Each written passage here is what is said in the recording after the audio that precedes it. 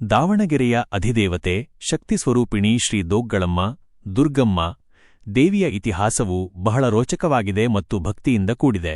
ದಾವಣಗೆರೆ ನಗರದ ರಕ್ಷಕಿಯಾಗಿ ಪೂಜಿಸಲ್ಪಡುವ ಈ ತಾಯಿಯ ಕಥೆಯ ಪ್ರಮುಖ ಅಂಶಗಳು ಇಲ್ಲಿವೆ. 1. ಐತಿಹಾಸಿಕ ಹಿನ್ನೆಲೆ.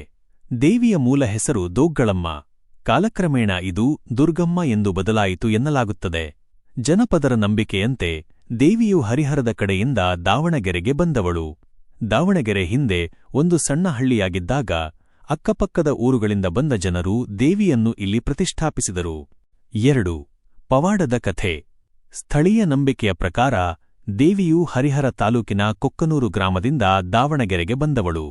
ಹಿಂದೆ ಭೀಕರ ಬರಗಾಲ ಮತ್ತು ಸಾಂಕ್ರಾಮಿಕ ರೋಗಗಳು ಪ್ಲೇಗ್, ಕಾಲರಾ ಹರಡಿದಾಗ ಜನರು ದೇವಿಯ ಮೊರೆ ಹೋದರು. ದೇವಿಯು ಭಕ್ತರ ಕಷ್ಟವನ್ನು ನೀಗಿಸಿ ರೋಗರುಜಿನಗಳಿಂದ ನಗರವನ್ನು ಮುಕ್ತಗೊಳಿಸಿದಳು ಎಂಬ ನಂಬಿಕೆಯಿದೆ. 3. ದೇವಸ್ಥಾನದ ವಿಶೇಷತೆಗಳು. ಪರಶುರಾಮನ ನಂಟು. ಕೆಲವು ಕಥೆಗಳ ಪ್ರಕಾರ ರೇಣುಕಾದೇವಿಯ ಅಂಶವೇ ಈ ದುರ್ಗಮ್ಮ.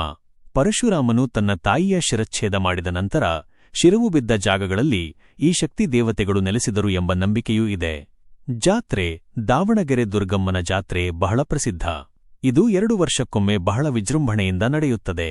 ಈ ಸಮಯದಲ್ಲಿ ದೇವಿಗೆ ಹರಕೆ ರೂಪದಲ್ಲಿ ಪ್ರಾಣಿ ಬಲಿ ಹಿಂದೆ ಇತ್ತು, ಈಗ ಸಂಕೇತವಾಗಿ ಮಾಡಲಾಗುತ್ತದೆ ಮತ್ತು ಉಡಿತುಂಬುವ ಕಾರ್ಯಕ್ರಮಗಳು ನಡೆಯುತ್ತವೆ. ಮಂಗಳವಾರ ಮತ್ತು ಶುಕ್ರವಾರ ಈ ದಿನಗಳಲ್ಲಿ ದೇವಿಗೆ ವಿಶೇಷ ಪೂಜೆ ಸಲ್ಲಿಕೆಯಾಗುತ್ತದೆ. ದಾವಣಗೆರೆ ಸುತ್ತಮುತ್ತಲಿನ ಸಾವಿರಾರು ಭಕ್ತರು ಅಂದು ದೇವಿಯ ದರ್ಶನಕ್ಕೆ ಬರುತ್ತಾರೆ. 4. ದೇವಿಯ ಸ್ವರೂಪ. ದುರ್ಗಮ್ಮ ದೇವಿಯು ಇಲ್ಲಿ ಶಾಂತ ಸ್ವರೂಪಿಣಿಯಾಗಿ ನೆಲೆಸಿದ್ದಾಳೆ.